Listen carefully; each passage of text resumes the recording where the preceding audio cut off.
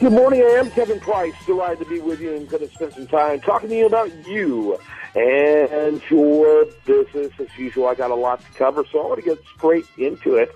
You know, there's a big problem out there with corporate espionage, and particularly the role international companies are our countries rather are playing in that. And I'm excited to have Jason Bonk, who is a privacy expert at Cozen O'Connor, the law firm, and in fact, he was just recently quoted in the Wall Street Journal. And Jason, welcome to the program.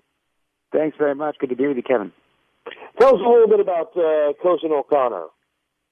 Cozen O'Connor, it's a great firm. It's a Philly-based firm. I spent a lot of years in my career at a couple other law firms, and then within the last year came over to Cozen, and it's been great. It's Philly-based. We've got 25 offices around the country, and then internationally as well. So, great place to be. And thanks for having me. Thanks. Glad it's working for you. Tell us a little bit about the issue of corporate espionage. It's huge, isn't it?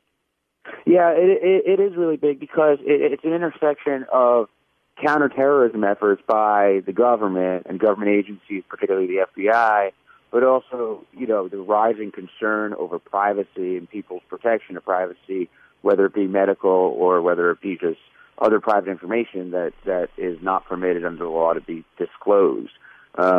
Recently, we've seen a lot of hacking incidents with Planned Parenthood a couple of days ago.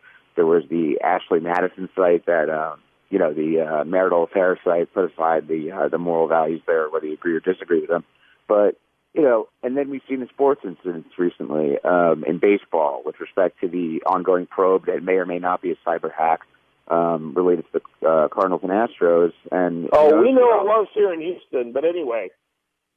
Say again, sorry? Oh yeah, you're in Houston, so I'll that's why I said we're pretty sure it happened. But anyway, that's just a little humor. Actually, the Cards are my personal favorite National League team, but I live in Houston, so I know what team I root for here. So anyway, it's all over the place. We hear a lot about Anonymous, but the thing that I find intriguing is the huge number of countries that are involved in this, with China seeming to be the most notorious. Talk about that. Which being the most notorious, sorry? China. China seems to be the most notorious. Yeah, sure. So, I mean, you've got an act called the Foreign Intelligence Surveillance Act, which sort of allows surveillance by U.S. government agencies on foreign entities and for the purpose generally of counterterrorism, and it also allows for the investigation and surveillance of agents, quote agents of suspicious activity, which could involve folks in China, could involve folks in the U.S. frankly, and the espionage issue is happening, I think, at a corporate level, which is, I think, what you're interested in on the business side of where you've got, potentially corporate executives and officers in China, in any other foreign nation, and potentially working with corporate executives or officers here domestically. And there's been plenty of talk and rumors and speculation that events as significant as 9/11, for example, involve domestic actors, right? And I'm not so sure I've seen a report that implicates China necessarily, but there's obviously other implications with regard to China insofar as it relates to, the recent more high-profile hacks, so to speak, in the corporate espionage arena. Who are some of the other international players when it comes to this type of espionage? The international players, look, they're all sort of, they're all potential targets or they're all potential targets of surveillance by the U.S. government. But at the same time, there's not one that we can sort of pin any particular thing on. Look, we can all finger point the general main actors that you will see being named as the wrongdoers, right? You've got China, you've got North Korea, you've got Iran, you've got also, but any country sort of is subject of the surveillance And I should add Russia to that list, given what happened on July 4th and sort of that aircraft flight on the West Coast where they were kind of sending a message after saying that they wanted to cooperate and make nice with the U.S. So there's really not one particular target. Corporate espionage is sort of a virtual concept, especially in a technological world that we live in, where it can really streamline across the world. Right, and of course, corporate espionage is only one form of espionage, and a lot of it has to do with what country you're talking to. Talk to a German about what countries irritate them when it comes to their cyber activities, and on the government level, they'll now point to the United States, which I think is a little embarrassing.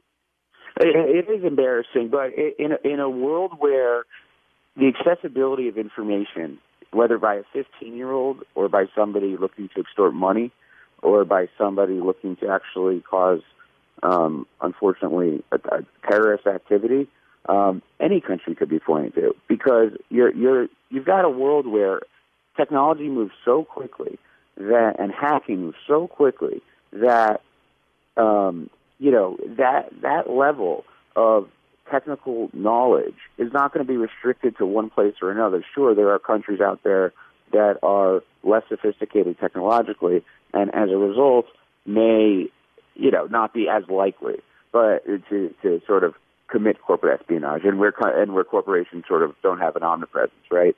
But in terms of the targets, I mean, you could say it's embarrassing that other countries would name the U.S., but look, we're trying to be as sophisticated, just as every other country is, to remain at the pace of the technological evolution for sake of our own safety, our public safety, and also to ensure that, our allies internationally are protected and we've got the resources. So I don't know necessarily that it is actually embarrassing, but I can see the court of public opinion anyway taking that as embarrassing. Well, considering, I mean, that sure is kind of paternal of the United States to be protecting our allies by spying on them cyber-wise without them knowing it. I mean, to me, I don't know, that seems kind of nefarious to me. I would agree with that. And I'm not trying to imply that. I think that there, just like a lot of things related to government, I think there might or might not be much that the public eye is unaware of. And I'm not saying that with knowledge. I'm saying that by speculation, and I'm not a conspiracy theorist, but I would say that there are, look, we have allied nations, we have the UN, we have agreements even with our non-allied nations. And sometimes there are things going on that I think the public eye is unaware of that perhaps those that are at the top of the government for in the U.S. or internationally for any particular country are aware of. And is that right? I don't know. I mean, that goes back to the whole ongoing debacle regarding whether the NSA has to discontinue its surveillance program domestically, right? I mean, should the public be aware of everything that might be being gathered about them by the government? That's a sensitive issue when it comes to our public safety, because we can't have our cake and eat it too as public citizens, right? We've got to allow some level of surveillance in order to protect our country, because how else is the government supposed to do its job?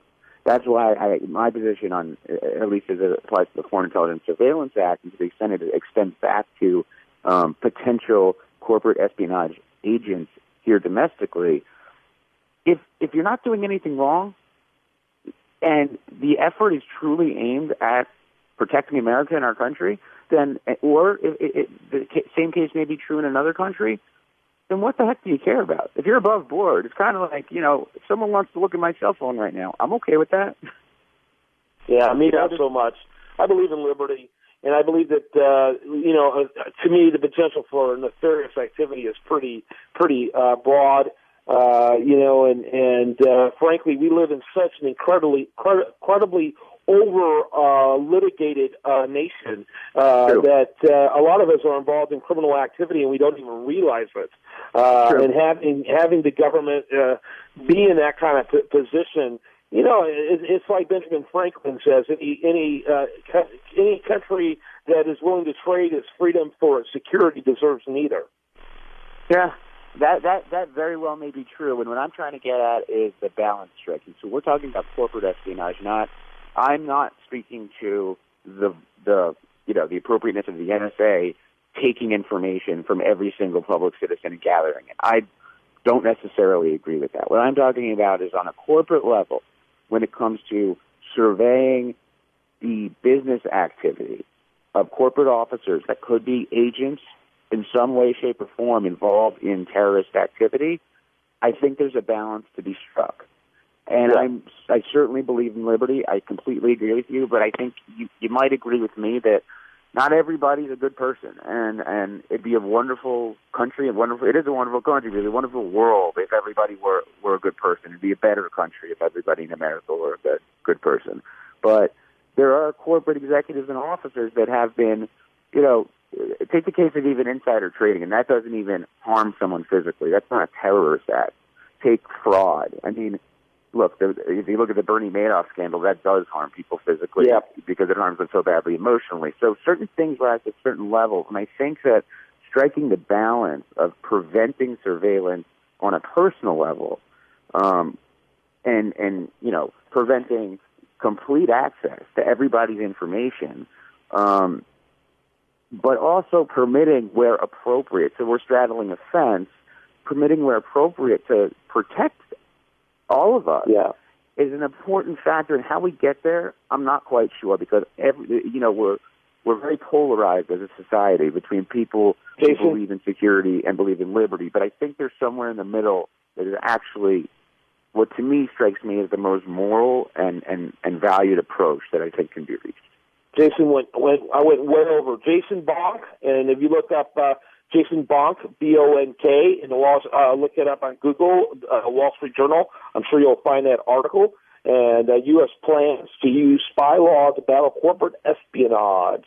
You can find his website is cozen.com. That's COZEN.com. Thanks so much for being with us.